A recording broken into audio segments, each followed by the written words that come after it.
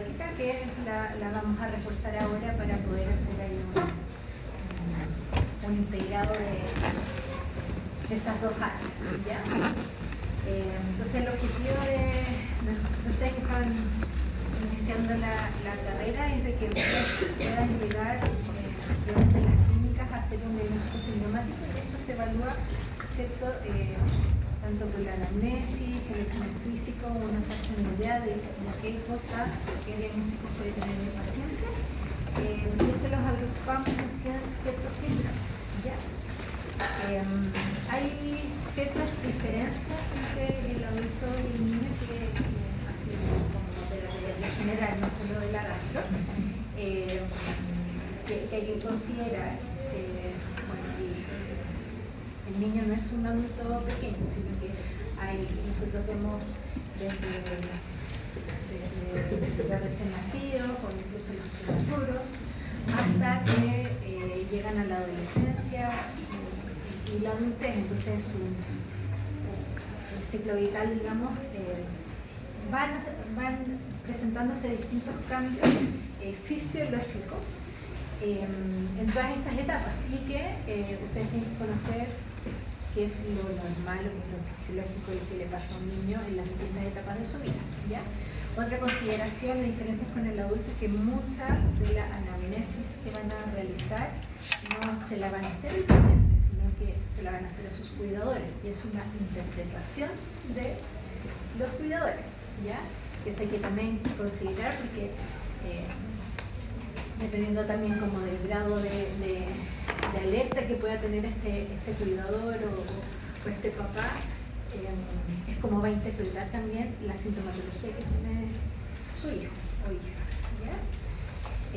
Por la misma razón hay muchas cosas que vamos a hablar, por ejemplo, del dolor abdominal, que quizás no lo vamos a precisar con tanto detalle como cuál es el tipo de dolor o cómo usted o el cuidador interpreta ciertas características de la semiología, porque muchas veces el niño, el paciente o el recién nacido, el lactante, no va a poder manifestar qué es lo que siente o qué es lo que las molestias que presenta, ¿ya? También requiere, por toda esta experiencia del examinador y del que está haciendo la entrevista, ¿ya? Porque hay ciertas percepciones que uno, o ciertas, claro, va percibiendo cosas de la anamnesis y del examen físico, y uno dice, esto no se escapa como de lo esperable para un niño, ¿ya? Y como vemos varias etapas del ciclo vital, porque el adulto es adulto y quizás va cambiando de acuerdo a la edad que pueden aparecer ciertas patologías, pero también va cambiando como la fisiología en el ciclo vital. O sea, por ejemplo, la defecación es muy distinta en un recién nacido, en un lactante, en un preescolar, donde ya hay continencia. Entonces hay muchas diferencias también dependiendo de la edad. Y eso vamos a intentar verlo hoy día con un poco más de detalle, ¿ya? Con respecto a la anamnesis, que ya lo deben haber visto en semiología como pediátrica, que nosotros le ponemos mucho énfasis en los antecedentes perinatales, o sea, incluso antes de la concepción, ¿ya?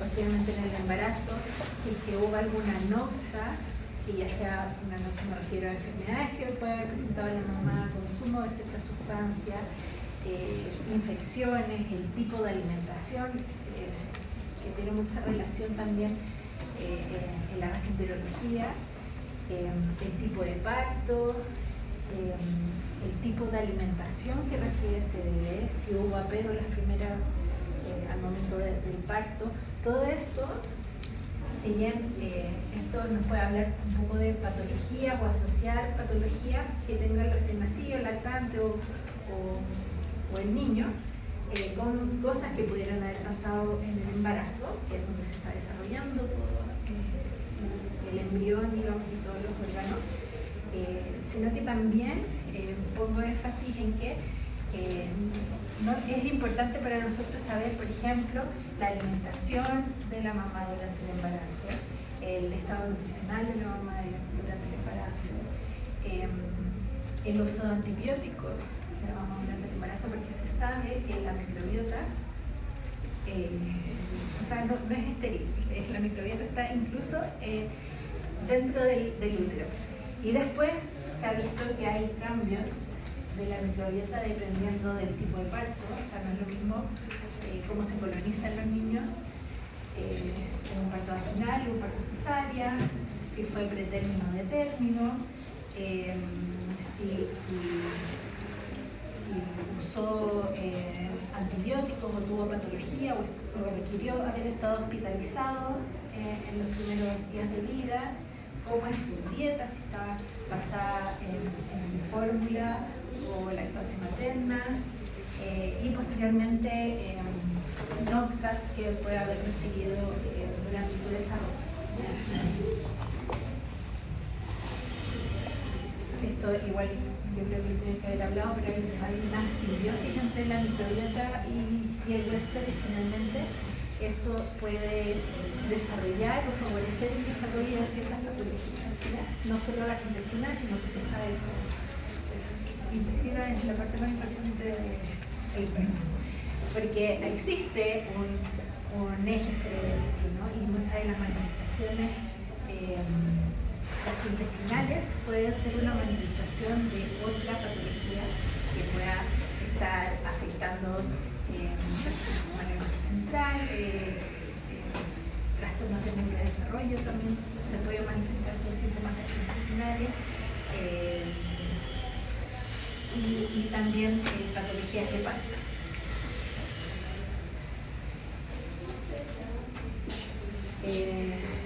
Ya hablando propiamente tal del paciente, son importantes sus antecedentes personales, las hospitalizaciones, si ha usado algún tipo de medicamento o si es alérgico a algún medicamento o algún alimento, y específicamente desde el punto de vista gastrointestinal son importantes los hábitos alimentarios, ¿ya? O sea, saber cómo se está alimentando ese niño, ese paciente, respecto a cada etapa de su ciclo vital.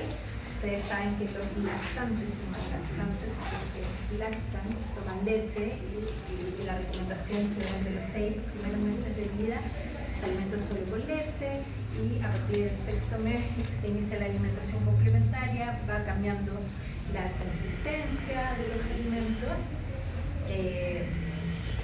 y también la variedad de los alimentos, ¿ya? Es cada vez más frecuente trastornos sensoriales, que no se sabe muy bien la causa, pero puede haber cierta relación también con que cada vez, a medida que nosotros estamos siendo un país en vías de desarrollo, empiezan a aparecer alimentos más procesados y ultraprocesados. Y si uno lee los etiquetados de esos alimentos, hay muchos que uno ni siquiera los puede leer, o sea, ni siquiera sabemos la naturaleza de esos ingredientes, ¿ya? Y es lo que siempre le digo a los papás, que no podemos pretender que nuestro cuerpo hace algo que ni siquiera sabemos qué es lo que es. Y mucha de nuestra alimentación se basa en, o sea, un poco la comida de casa y bueno, toda la industria alimentaria que tiene un buen poder a nivel gubernamental y poder económico también. Entonces todo eso afecta finalmente, ¿ya? Y también vamos a hablar un poquito más adelante con respecto al aporte de fibra en la dieta, que en ciertas condiciones pueden generar también patologías, ¿ya? Como la constipación, que un aporte inadecuado de fibra puede generar o favorecer deposiciones duras. Esto hay una recomendación de acuerdo a la edad del paciente, que es lo que la cantidad de fibra que debería consumir cada año, ¿ya? Y vamos a hablar un poquito más adelante con respecto al hábito intestinal y al control de fibra, ¿ya? Porque yo les había comentado anteriormente que no es lo mismo el tránsito o el hábito defecatorio de un recién nacido, que de un lactante, de un preescolar. Así como a modo general, entonces el hábito intestinal va a depender un poco de la edad, de cómo es esa alimentación. También va a ir cambiando la consistencia y las características de las deposiciones, ¿ya? Se configura un poco, pero no se ve muy bien, pero después yo les envío las fotos para que ustedes lo puedan ver en su computador. Pero la primera deposición que presenta un recién nacido, lo normal es que sea antes de las 48 horas. Se llama meconio, ¿ya? Y el meconio es una deposición como negra verduzca, es bien fea. Y habitualmente lo que nosotros consideramos normal es que sea antes de las 48 horas. ¿Ya? En Chile es fácil preguntar, como uno les pregunta, la primera catita la tuvo mientras estaban en el hospital con la clínica, y ahí los papás habitualmente se acuerdan. Sí, esa deposición media verde. Perdón, podría hablar un poquito más fuerte, que no se escucha porque están cortando el pasto. Ya. Gracias.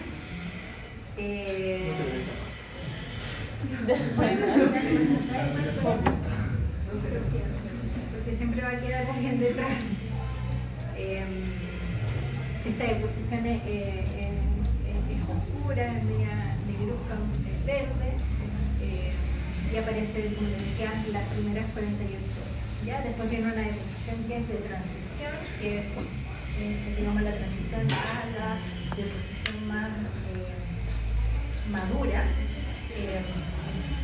y ya empieza a ser un poco pastosa, que uno incluso en adultos, uno podría decir es diarrea, o sea, que se absorbe incluso a veces en el pañal, puede tener grumitos como de leche, que ahí ustedes cuando las vean las fotos se van a dar cuenta que aparecen así como grumitos, ¿ya?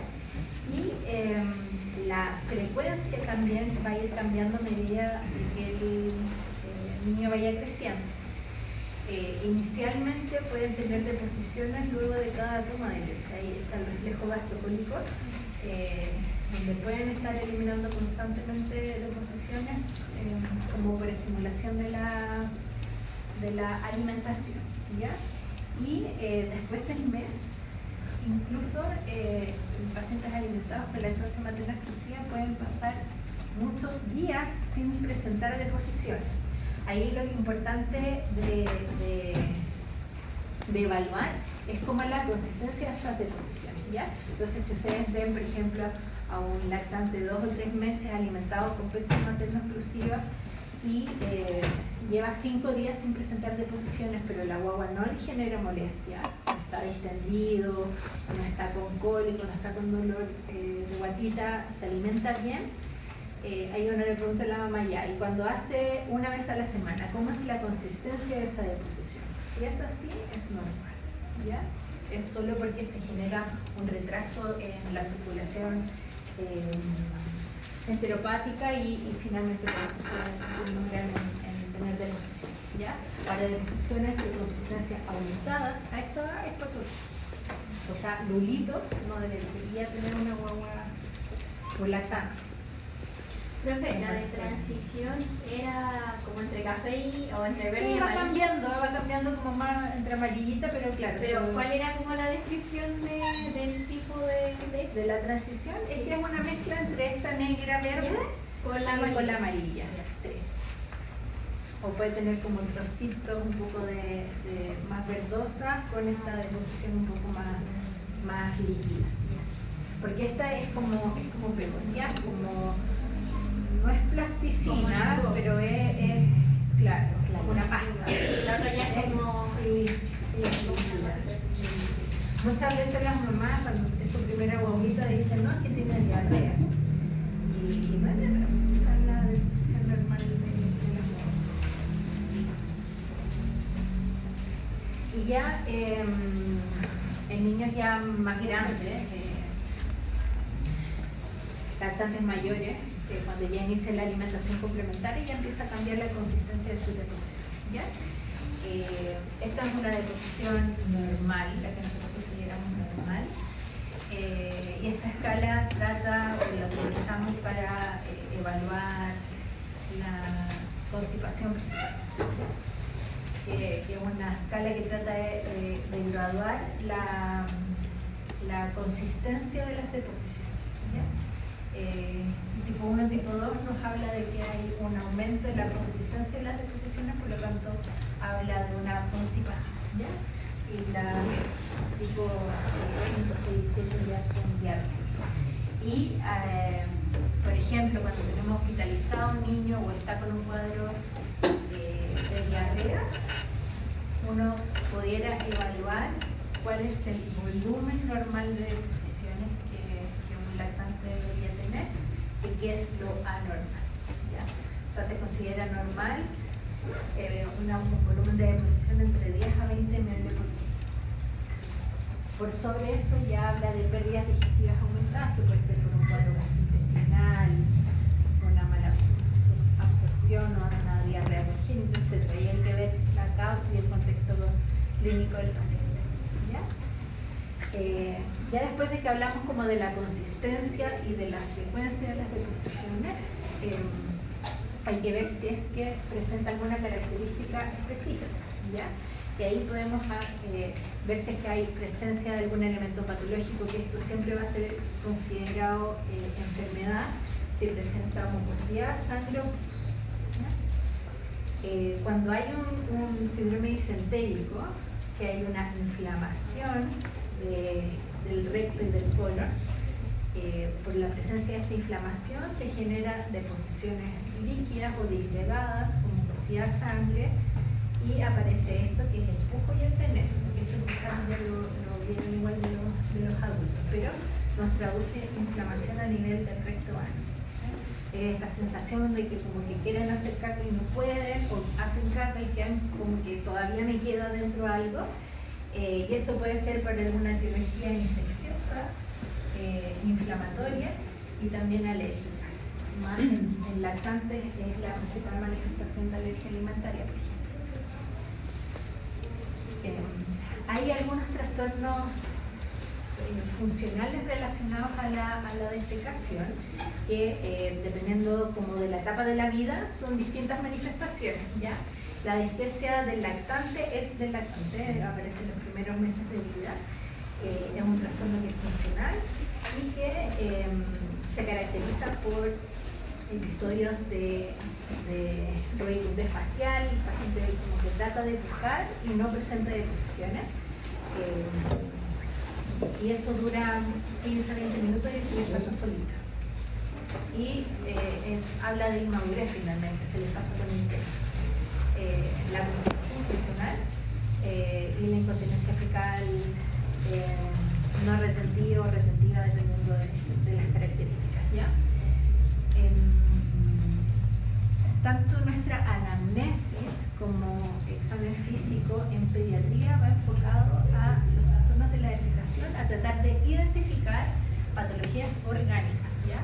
Cuando presentan dificultad en la defecación, ya sea una defecación que sea dolorosa o que al cuidador, a los papás le parece que le genera molestias, o ustedes van a ver un recién nacido lactante con distensión abdominal,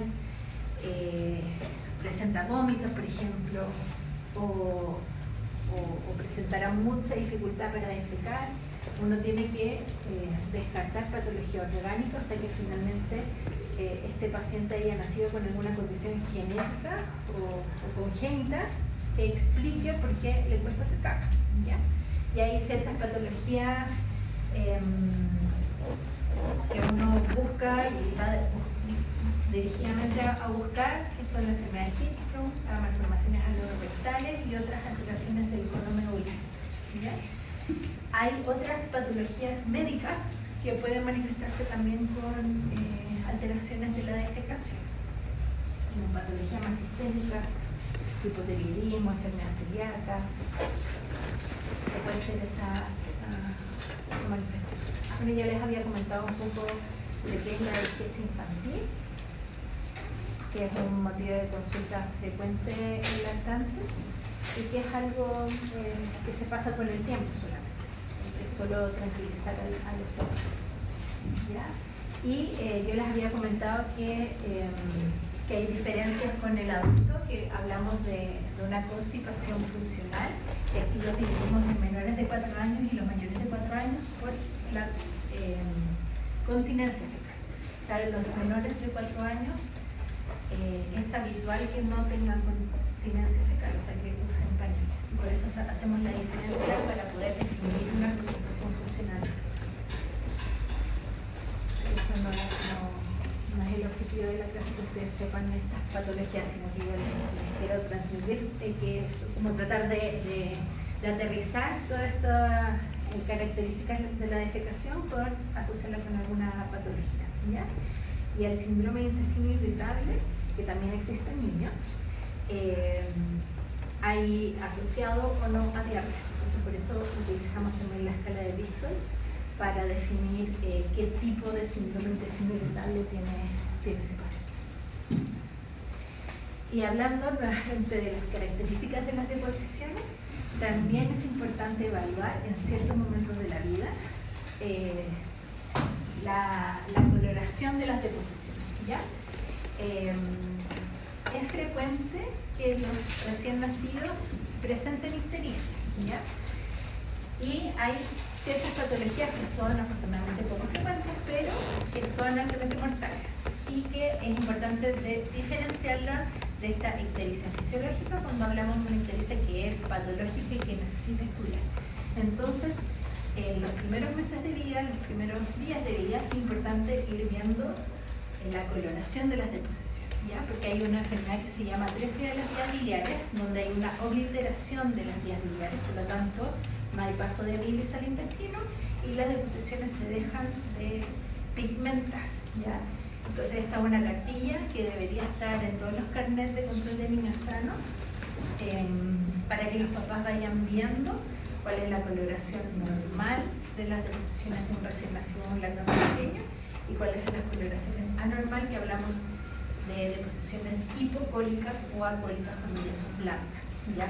Y que eso nos implica como una urgencia de que ese niño se tiene que estudiar y descartar esta patología que tiene ciertos plazos en hacer medidas terapéuticas para evitar la cirrosis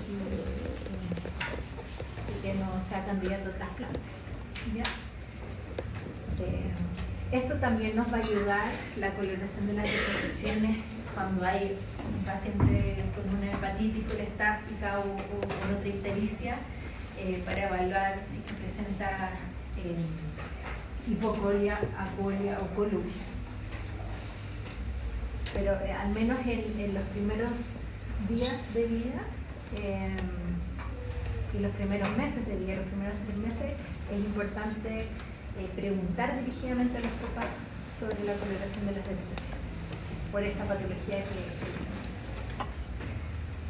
ya. Y siguiendo con los antecedentes, es importante los antecedentes familiares de patología digestiva, porque hay ciertas patologías que se pueden heredar, ¿ya?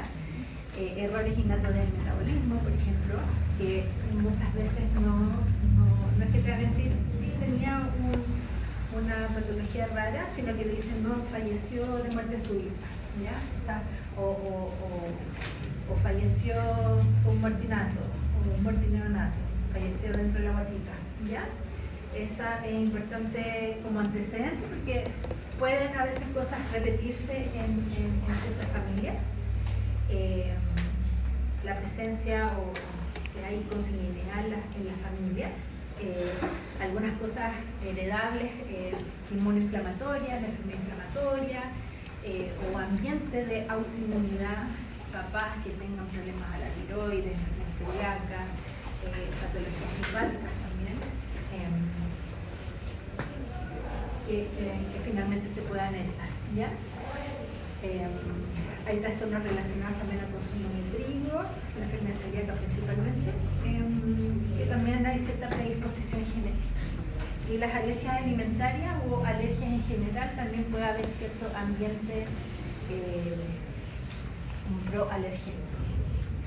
Y también es importante no olvidarnos, a pesar de que cada vez es menos frecuente, pero ver cómo son las condiciones sociosanitarias de esas familias que pueden estar generando, o ser la causa finalmente de la patología que estamos viendo o de la sintomatología que estamos viendo. Hay ciertas asociaciones también de ciertas patologías con nivel de educación de los cuidadores y nivel socioeconómico. Patologías infecto-contagiosas principalmente.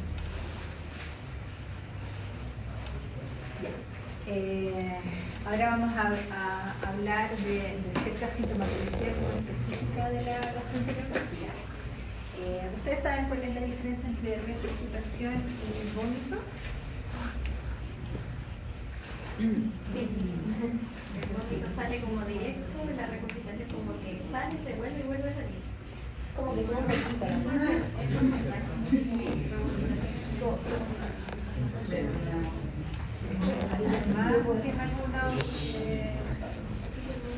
O también la regurgitación porque es cuando uno come algo y como que todavía no llega y se vuelve, va a depender de... El vómito viene desde los músculos abdominales, desde los músculos abdominales y del tórax, y la regurgitación no viene como de acá, como que te quedó algo acá. Sí, va por ahí. El vómito es una expulsión del contenido gástrico, pero que está asociado al uso de la musculatura abdominal y torácica. O sea, es un paso del contenido del estómago hacia el esófago y hacia la boca o hacia afuera, hacia el exterior, pero que es activo, o sea, porque se aprieta, digamos, la musculatura abdominal y torácica. Y en la regurgitación no hay uso de la musculatura que pase, digamos, el contenido gástrico al esófago, a la faringe, a la cavidad bucal o al exterior. ¿Ya? No sé si lo puse, pero parece que no. Pero la regurgitación puede ser fisiológica dentro del primer año de vida, ¿ya? Por distintas razones. La capacidad gástrica de un recién nacido es muy poquita, la cantidad que puede recibir ese estómago, y a medida que el bebé va creciendo, este estómago también va creciendo y la capacidad de este estómago va aumentando. La motilidad del esófago también es más pobre. Entonces, por eso se ve que los bebés cuando ya están llenos vomitan al tiro la leche, y por eso muchas veces se habla con los baberos por el vómito que tienen. Los baberos es más porque ellos tienen en el momento de su desarrollo, tienen una etapa en donde empiezan a explorar a través de la boca. Entonces se empiezan a meter cosas adentro de la boca y eso genera estén constantemente salivando. Pero claro, hay niños que son un poco más, que regurgitan un poco más, y esos niños quizás anden más mojaditos, están constantemente botando, ¿ya? Pero nosotros no consideramos todo el reflujo o toda la regurgitación como algo patológico, ¿ya? Sino que en las primeras etapas de la vida puede ser normal. Sí. Profe, en el caso de la regurgitación, no dice expulsión, dice que pasa a la boca, o sea, que sería la boca. No necesariamente tiene que expulsarlo por la boca para hablar de regurgitación. Pero si lo expulsa, igual podría ser regurgitación. Sí. No porque lo expulsa a través de la boca va a ser vómito, sino que la diferencia es el uso de la musculatura. Es un movimiento activo y el otro es un movimiento pasivo. ¿Querías preguntar algo? No, es que la regurgitación es como cuando levantan a la guagua y se les sale la leche. ¿Como eso?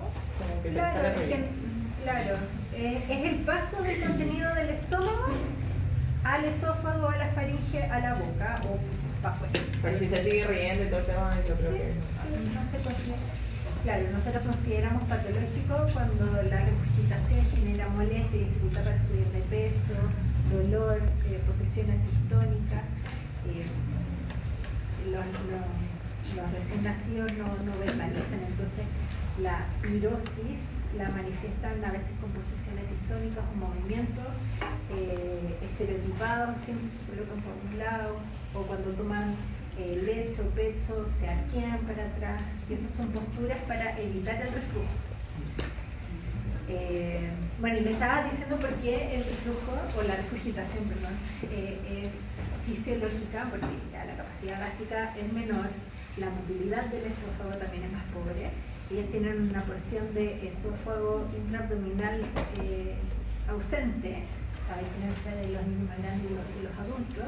Por lo tanto, el esfínter esofágico inferior es mucho más laxo, asociado también a que los bebés, los recién nacidos y lactantes pequeños, por su desarrollo neurológico no se pueden sentar ni parar, por lo tanto la mayoría del tiempo van a permanecer acostados, y todos esos factores finalmente que se alimentan solo con leche, no con sólidos. Por lo tanto, todos esos son factores que influyen a que la regurgitación sea fisiológica en los menores de un año. ¿Ya? El pic de la regurgitación es a los 4 meses. O sea, el peor momento de la vida de un bebé es a los 4 meses, y a partir de los 4 meses ya empieza a disminuir hasta que cercano al año desaparece. ¿Ya?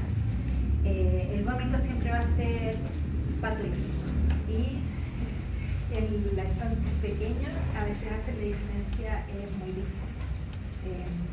Pero como les decía, es una interpretación finalmente de los papás. Si uno no lo observa, es difícil como por la historia tratar de diferenciar uno de otro. Porque a veces ellos dicen, no, vomita y vomita así explosivo y sale para allá y cae al suelo. Entonces a veces es difícil como poder diferenciarlas. Y por otra parte, esta expulsión de contenido gástrico a través de la boca, que no siempre la vamos a poder identificar como vómito, puede ser también una manifestación de otra patología del órgano, o sea, no necesariamente algo gastrointestinal, sino de una sepsis o una infección se puede manifestar como vómito, o alteraciones metabólicas, alteraciones neurológicas. Es muy importante el sistema gástrico. Algo les había comentado con respecto al dolor abdominal, que hay que tener ciertas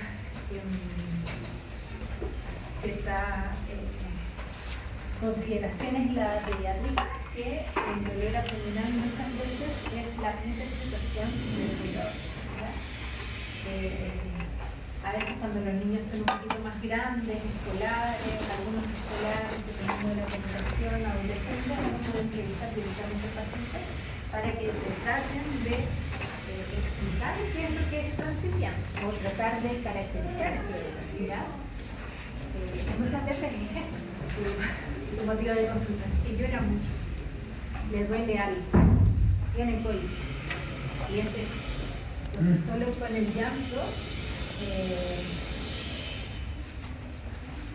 el papá o los cuidadores interpretan que está con dolor.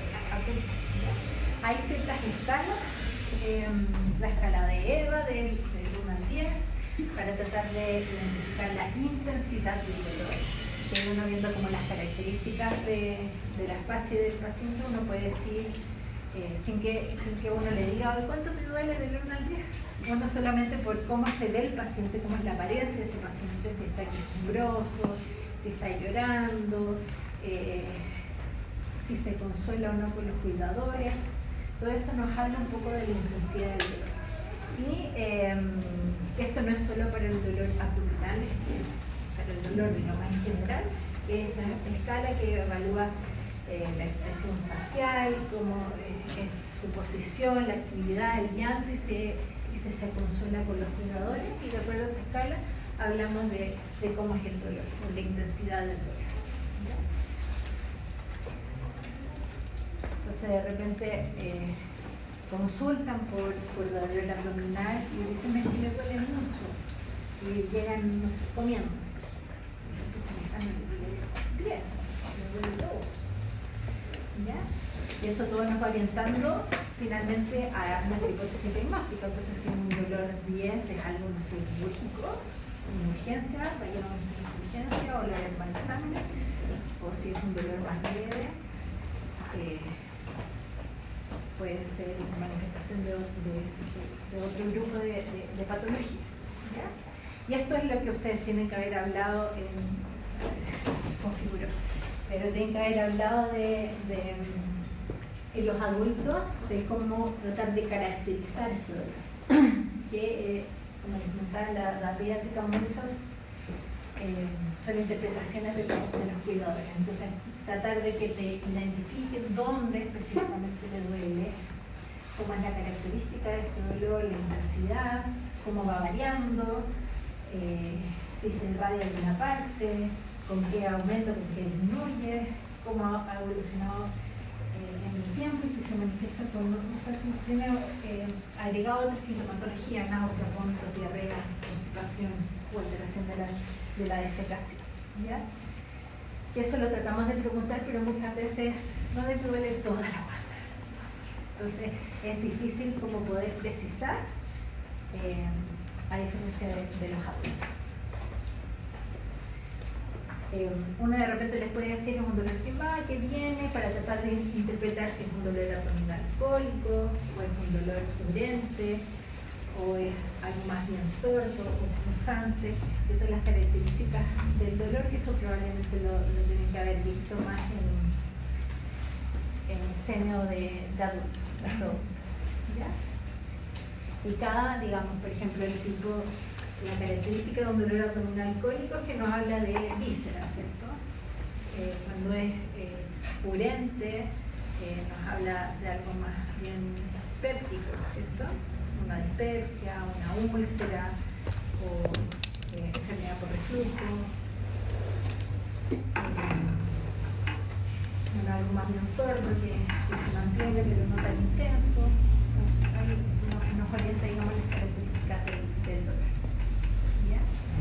Esto también lo tienen que haber visto con los adultos, que hablamos de hemorragia digestiva alta y baja, si está por sobre o bajo el ángulo de Bates. Y la manifestación principal de una hemorragia digestiva alta es la matinesis, vómitos porráceos y la melena, y de hemorragia digestiva baja, rectorragia o hematopesia.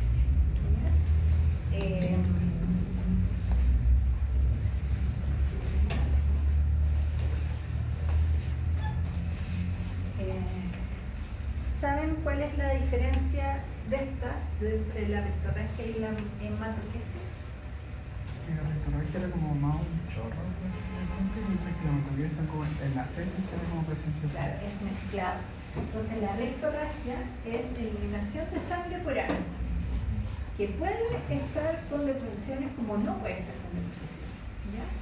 Y esto nos habla de que hay algo en el recto, hay algo sangrando en el recto, que puede ser, por ejemplo, una fisura anal o un pólipo, que estoy hablando de lo pediátrico, porque nosotros casi no tenemos casos de pólipo en el recto. ¿Ya? Pero es sangre roja a través del ano.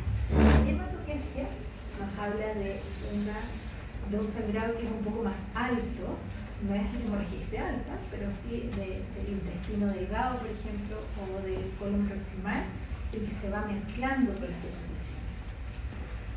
Y eso nos habla de un sangrado un poquito más alto de una colitis, por ejemplo, o de un divertículo de Meckel, que puede estar sangrando y que está en el intestino delgado y genera una hematopesia. ¿No? La hematinesis es el vómito de sangre rojo brillante. También se puede manifestar como vómitos porráceos, que es como vómitos con sangre coagulada o sangre que ya está digerida finalmente. O sea, que estuvo en el estómago y por los jugo gástrico cambia un poquito su coloración. ¿Ya? Y la melena son estas deposiciones negras alquitranadas de muy mal olor, habitualmente son como pastosas. Es difícil hablar de melena cuando hay colitis, por ejemplo. eso le digo, eso probablemente haya sido algo que comió y cambió la coloración de las deposiciones. La sangre irrita mucho en el estómago, entonces cuando no vomita generalmente genera un tránsito mucho más rápido. Bueno, y hablamos de hemorragia digestiva oculta, cuando no la vemos, digamos, a lo mejor se desliza por exámenes. Y hemorragia de origen oscuro, cuando uno le hace todo el estudio completo y no logra identificar de dónde sangra.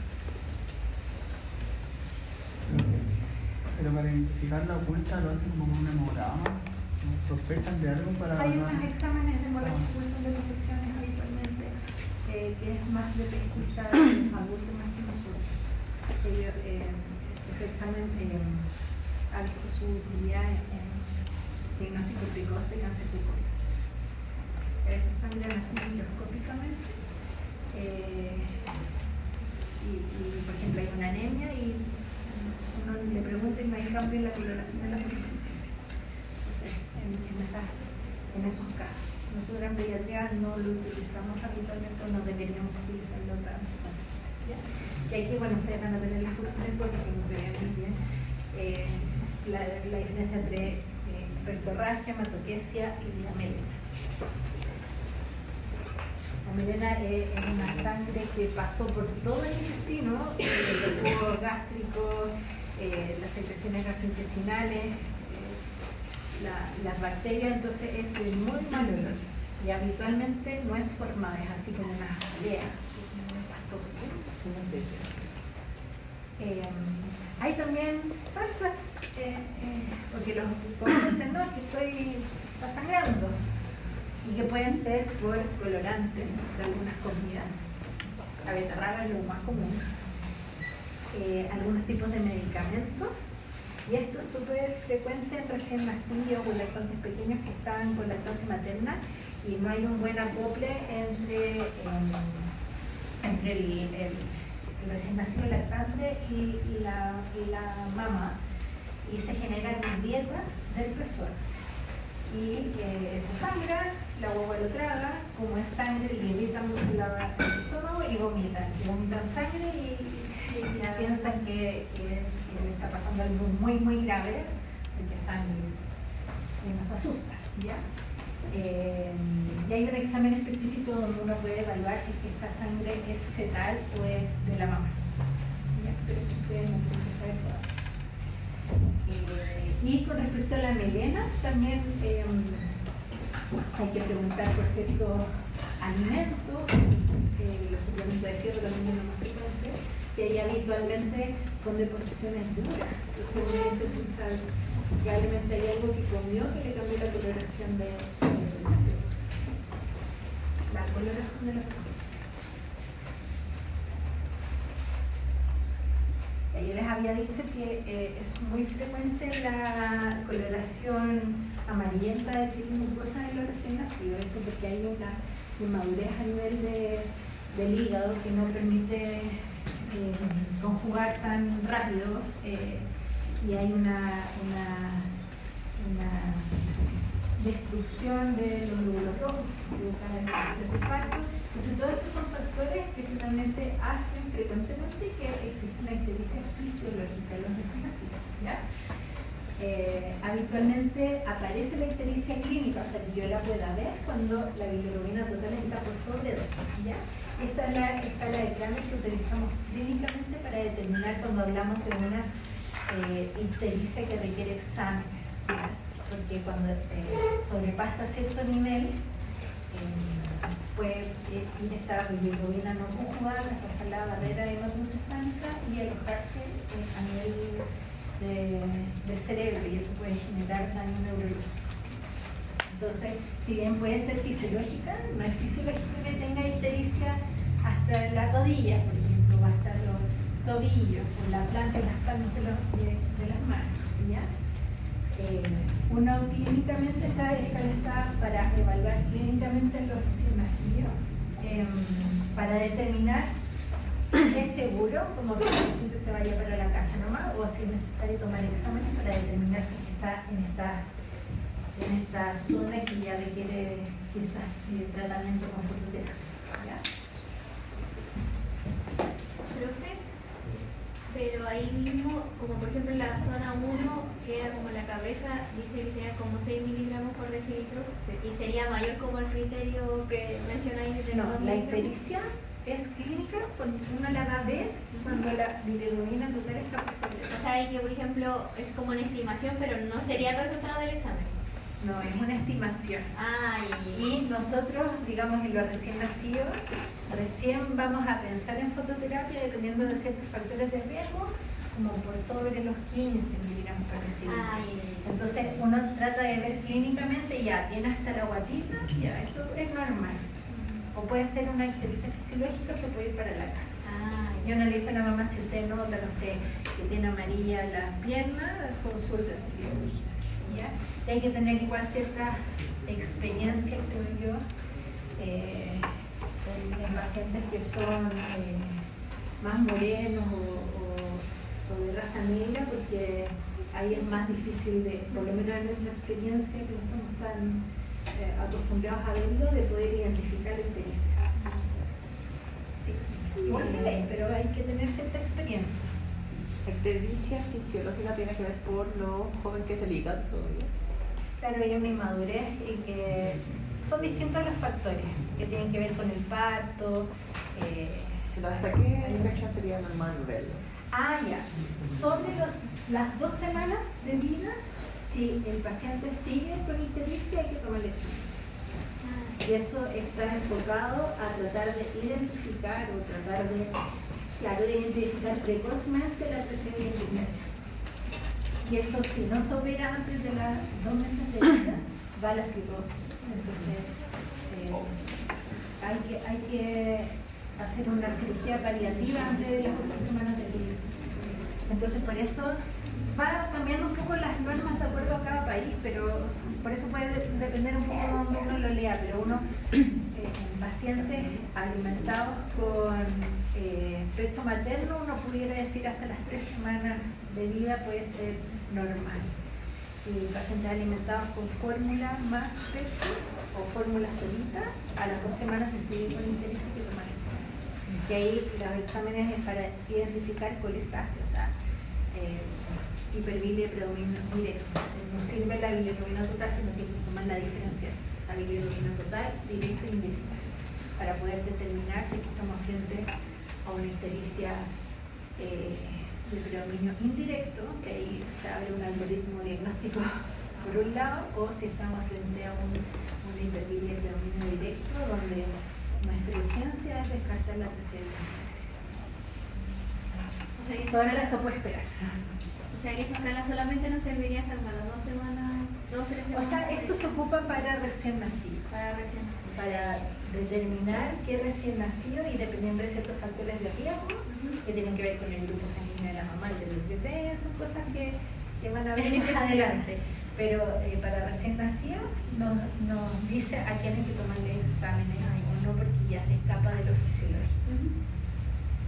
Pero la ictericia va a empezar la coloración de cefalocaudal y lo último que se pigmenta son las manos y los pies.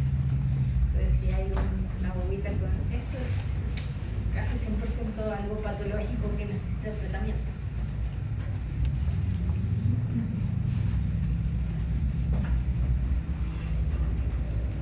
Bueno, esto lo tienen que haber hablado igual de la pediatría general, que los signos vitales igual van cambiando con la frecuencia respiratoria, la frecuencia cardíaca, la presión arterial. Eso solo para que tengan una idea de qué es lo considerado normal. ¿Ya? Y va a cambiar igual, por ejemplo, si el paciente está llorando o está tranquilo. No está algo tan fácil. Pero prueba uno con el tiempo y así sabe más o menos porque ya considera más dolores. Bueno, y de eso como de la apariencia, o sea, todavía no estoy tocando el paciente, solamente lo vi y ahí uno ve como la coloración. También puede evaluar, por ejemplo, los signos vitales y tratamos de evaluar el nivel de hidratación. Como inspección uno ve el estado de conciencia, el estado de alerta, si un niño que está despierto o está muy somnoliento, si está irritable, cómo es su respiración, porque eso también nos habla de que puede haber cierto grado de deshidratación con la situación metabólica, etc. Evaluar el bien capilar, que lo vamos a ver más adelante, cuando hay deshidratación, qué es lo que aparece, cómo es la presencia de los pulsos, el turgor de la piel, la hidratación de la mucosa oral y de la lengua, la coloración interpretativa de la piel y de las extremidades. ¿Ya? Hay ciertas diferencias en los mecanismos compensatorios de los niños versus los adultos. Cuando hablamos, por ejemplo, del shock en los niños, lo último que se altera es la presión arterial, a diferencia de los adultos. Entonces un niño puede tener presiones arteriales normales, pero con frecuencias cardíacas muy elevadas, y el paciente está grave. Entonces, por eso es importante como de la evaluación de los signos vitales. ¿Ya? Y aquí les muestro dos signos. Esto es algo bien grotesco, pero esperemos nunca lleguen a ver esto, pero el signo del pliegue, o sea, uno hace, no lo puse, pero la composición corporal de los lactantes es mayor su porcentaje de agua con respecto a los preescolares, escolares y los adultos. Entonces, tienden a deshidratarse muy rápido y por lo tanto aparecen signos de deshidratación severa de manera más precoz. El signo del pliegue es que uno hace un pliegue y queda el pliegue así pegado por deshidratación. Ojos hundidos también, que puede ser un signo de deshidratación, la lengua seborral, la mucosa oral seca. Habitualmente son niños que están enfermos, entonces son niños que están llorando y lloran sin lágrimas, y eso también son signos de deshidratación. Y esto es como la escala, como nosotros graduamos la deshidratación en leve, moderada, severa, dependiendo de los distintos parámetros que tienen que ver con el turgor, la frecuencia respiratoria, la frecuencia cardíaca, los pulsos, si está los ojos hundidos o no, si está la mucosa oral y la lengua seca, el lleno capilar y la diuresis. Esto también lo tienen que haber hablado, yo solamente les puse como las tablitas, que es muy importante en la edad pediátrica, cómo es el crecimiento de ellos, ¿ya? Entonces, no solo nos fijamos en cómo está el paciente hoy, sino que tenemos que ver cómo ha estado ese crecimiento durante el último tiempo, ¿ya? Porque cuando hay patología gastrointestinal, por ejemplo, una mala absorción, o sea que el intestino no es capaz de absorber los nutrientes, hay alteración de las curvas de crecimiento. Es un muy buen indicador de salud que tenga un adecuado curva de crecimiento, ¿ya? Y ahí probablemente tienen que haber hablado de cómo se mide y se estudia. Fue muy traumático del año pasado.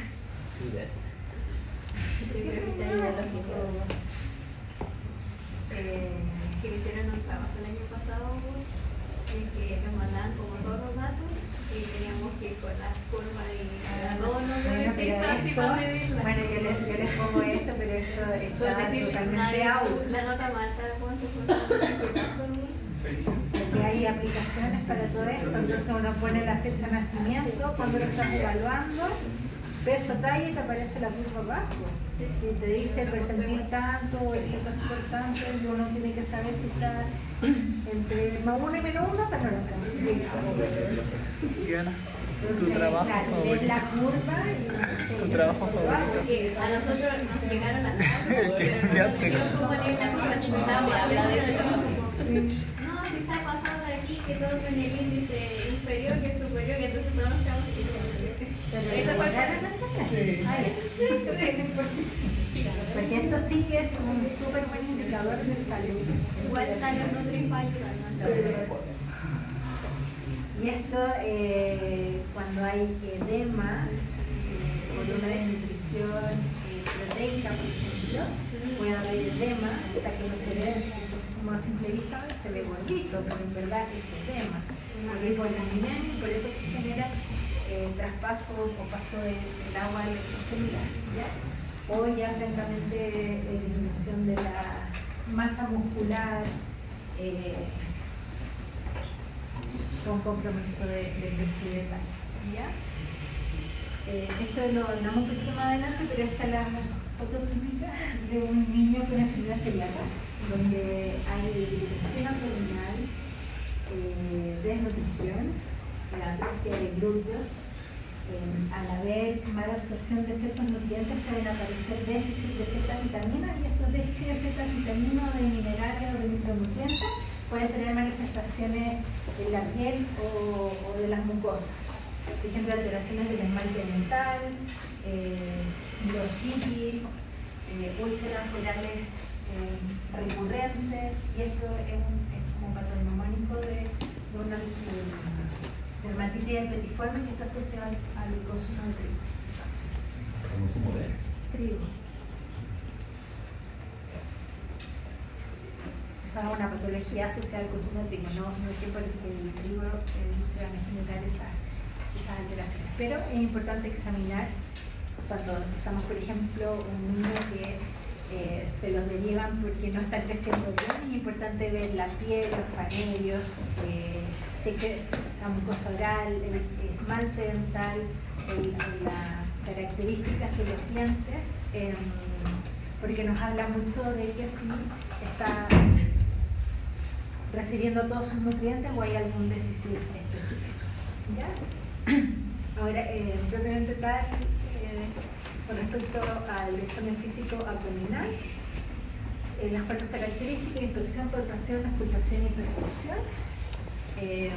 Esto también lo tienen que haber visto con los adultos, que uno divide la forma en cuatro.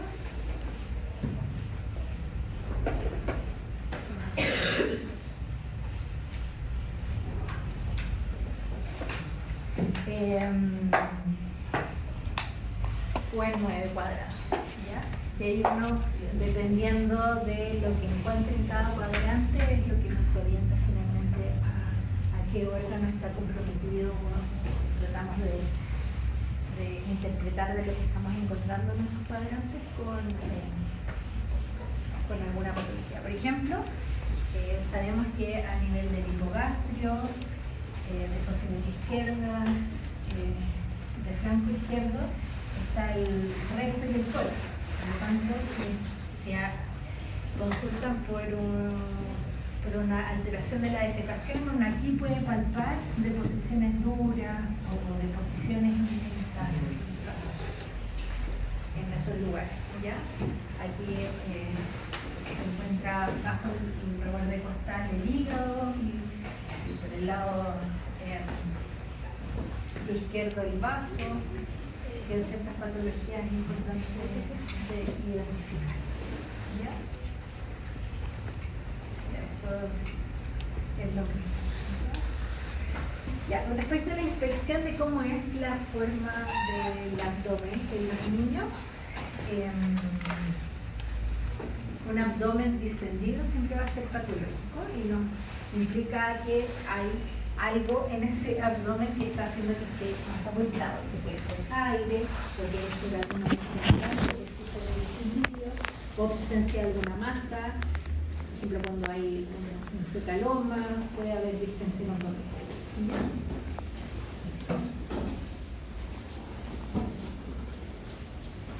Esa es la misma foto de la enfermedad celíaca, que se genera una mala absorción de nutrientes por atrofia de las vellosidades, y al no absorber los nutrientes, entonces quedan en el lumen intestinal, que se genera distensión de las asas abdominales, por eso se ven ¿ya?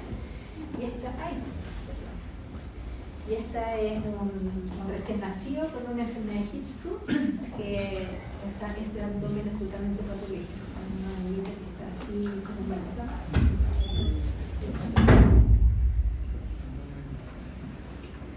Esto que igual yo creo que lo mismo de los adultos, que cada vez más tenemos niños con obesidad y con síndrome metabólico, cada vez más chicos, lamentablemente. Entonces también es parte de los signos vitales. ¿Quieres preguntar? Sí, ¿cómo se diferencia la guata de una de leche? Porque igual son falluchitos naturalmente los se debería poder definir.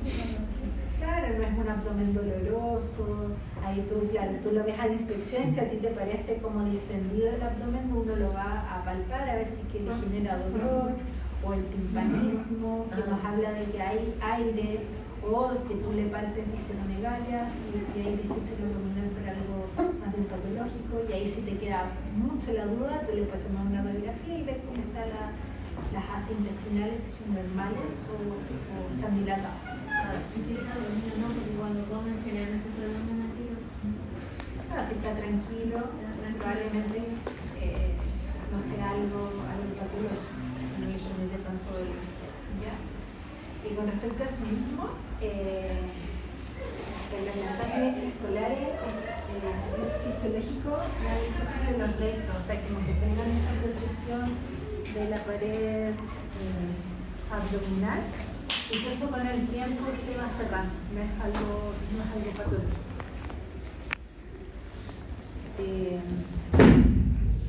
Y eso era lo que tú me decías de que los niños son como guatoncitos, y que claro, porque a medida, como no tienen desarrollo puberal, ellos son como redonditos, ¿ya? Pero es algo redondeado, no hay distensión, o sea, es como armónico entre el tórax y el abdomen. No es que viene el tórax, viene un abdomen. Eso hay que ver si esa distinción, por ejemplo, es por cálculo adiposo, o sea, es como una obesidad, o es porque adentro hay algo más grande, hay una visceromegalia y eso está generando la distinción, o hay una masa, o hay aire. Por ejemplo, en este caso no sería más adecuado como evaluar los costados, porque si estuviera como el abdomen como globuloso, ahí podríamos diferenciarlo, porque si estuviera como rechonchito, también estaría como gordito de los lados. Claro. Sí, habitualmente los bebés, los lactantes pequeños no se van a sentar hasta 6-7 meses, así que habitualmente la evaluación de inspección hace en decúbito.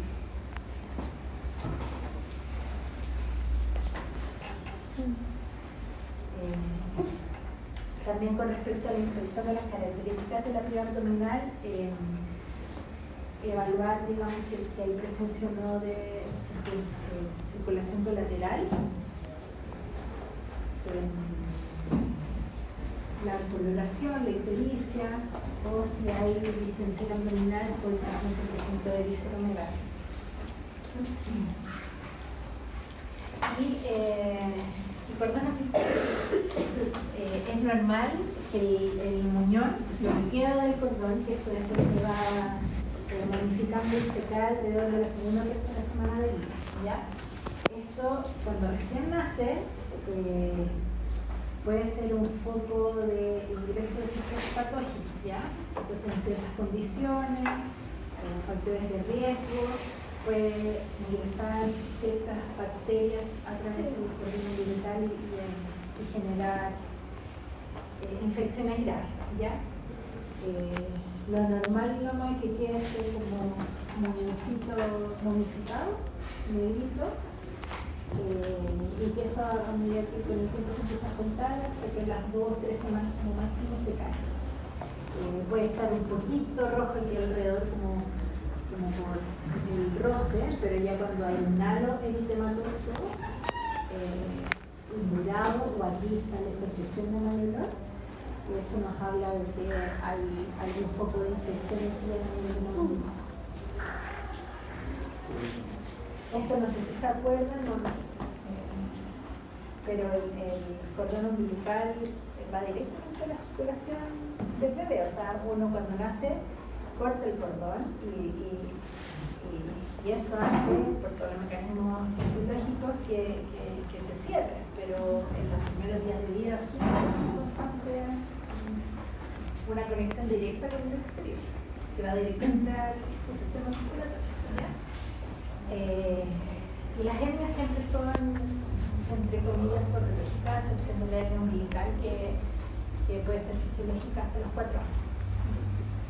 pero hernias inguinales que pueden ser frecuentes en niños prematuros, esas siempre son patológicas y hay que operarlas. Con respecto a los ríos hidroaéreos, que ahí, bueno, en las prácticas ustedes van a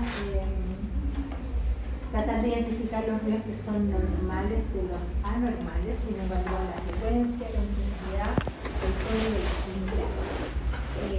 Cuando los ríos hidroaéreos están disminuidos, puede ser porque hay humilde, una disminución de la movilidad gastrointestinal, o también por utilización secundaria de disminución de glucosidad, si se esta disminución de la motilidad intestinal. O sea, normalmente, independiente de que conozcan algunos, constantemente hay cierta frecuencia y movimiento gastrointestinal. Y los ríos hidroaéreos aumentados en frecuencia y intensidad hablan de un tránsito aumentado que ese intestino está luchando contra algo que está obstruido. La percusión también es importante porque nos habla, por ejemplo, cuando hay una distensión abdominal, se ve que esta distensión está asociada a la presencia de aire, o sea, hay algo en el intestino que está generando esta distensión, o porque hay una matidez por una masa o una visceromegalia.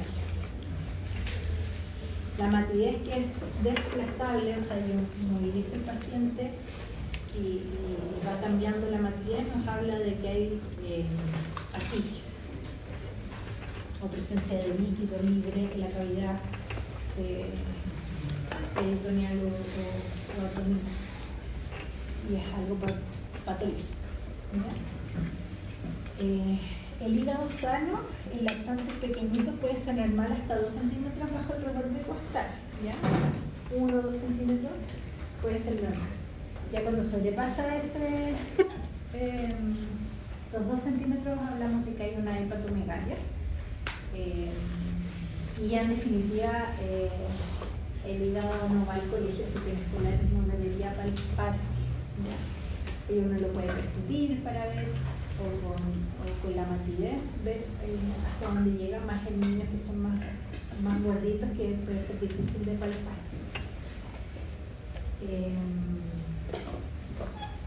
Y hay que tener ojo en ciertos, cuando hay niños con patología respiratoria, que por digamos bajan los diafragmas por hiperinsuflación torácica, puede haber un descenso del hígado, pero no una hepatomegalia. Entonces no necesariamente la palpación del hígado bajo el reborde costal va a ser por hepatomegalia.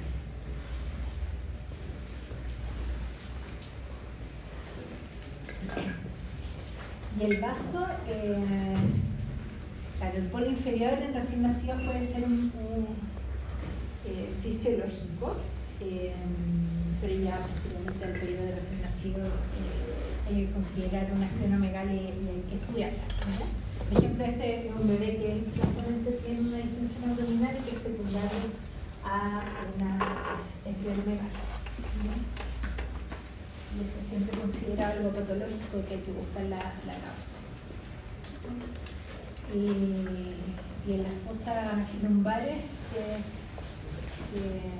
habitualmente lo que hacemos es la palpación, la percusión, que es para evaluar inflamación o irritación del parénquima renal. Pero que en niños es poco frecuente, uno lo ve más en adolescentes, es como más de adultos. Y bueno, siempre va a ser considerado patológico cuando hay hepatomegalia o proyección hepática palpable o alterada, masa abdominal a cualquier edad, presencia de ascitia a cualquier edad, y el río hidroaéreo es muy aumentado y ahora solo un poco de diapositivas con algunos síntomas clínicos característicos de la gastroenterología. Síndrome disentérico, que es esta diarrea, o sea, hay una disminución de la consistencia de la deposición acompañado de mucosidad, sangre pus, habitualmente está asociado a cólico, pujo, tenesmo. En ciertas patologías puede haber fiebre, y dependiendo del grado de la intensidad de la diarrea, distensión abdominal, fluidos hidroderios aumentados, porque hay un tránsito más rápido, y nos habla de patología inflamatoria, infecciosa, habitualmente. Infecciosa lo más frecuente, alérgica o inflamatoria. ¿Ya? La mala absorción, hay una alteración de la curva de crecimiento. Es importante, yo siempre les cuento esto, que no solo tienen que ver lo que están viendo hoy, porque un niño que me tocó una vez ver un lactante de, no sé, tenía 7 o 8 meses, pesaba 7 kilos, que si uno lo ve como por peso para su edad está súper normal, pero llevaba 3 meses pesando 7 kilos. Entonces, claro, antes estaba quizás por sobre la curva, pero se quedó pegado. Y eso te habla de que no hay algo que está pasando, y finalmente era una cardiopatía. ¿Ya? Entonces no solo ver el peso y la talla de hoy, de acuerdo a su edad, sino que ver también cómo va para atrás creciendo. O sea, si él iba creciendo en percentil 80 y ahora está en 40, ¿por qué bajo? Hay una mala absorción, su intestino está enfermo. Cuando hay una mala absorción severa puede haber asitis por hipolinemia. Puede haber o no diarrea, ¿ya? La mala absorción no es sinónimo de diarrea, a veces puede haber incluso constipación. Y bueno, ahí se ve la atrofia glútea y lo que les comenté de los pies y de las manos. El síndrome pilórico, que hay una obstrucción del canal pilórico, hay una patología, una enfermedad relativamente frecuente en lactantes de 2 meses, que es la estenosis hipertrófica del píloro, donde se generan estos vómitos alimentarios frecuentes, con vómitos en proyectil. Son niños que se ven muy hambrientos, quieren comer, comen y al rato vomitan y vomitan toda la leche. Habitualmente no hay distensión abdominal porque no hay traspaso, digamos, de aire del estómago al intestino. Y cuando ya hay casos más severos que habitualmente se ven en nuestro canal, que uno puede palpar la oliva pilórica. El píloro que está así gordo. Son niños que se ven deshidratados, ávidos por comer, no hay irritación peritoneal, y bueno, uno puede tener esta oliva pilórica palpable. Y la ictericia, que nos puede hablar de patología hepática o hematológica, dependiendo de cuál es el predominio de esta ictericia. Y hay que tener ojo igual de la pseudoictericia, que no es poco frecuente, que son niños que consumen mucho caroteno, usan mucho zapallo y zanahoria, y se alimenta principalmente las manos y la planta de los pies, ¿ya? Pero si su piel, digamos, su ojo, la piel de la cara no se ve amarilla, y habitualmente es como más naranjo, esto es francamente amarillo y esto es naranjo, ¿ya? Y lo que habíamos hablado de que cuando hay ictericia hay que evaluar igual la coloración de las deposiciones, y que habla de una patología biliar.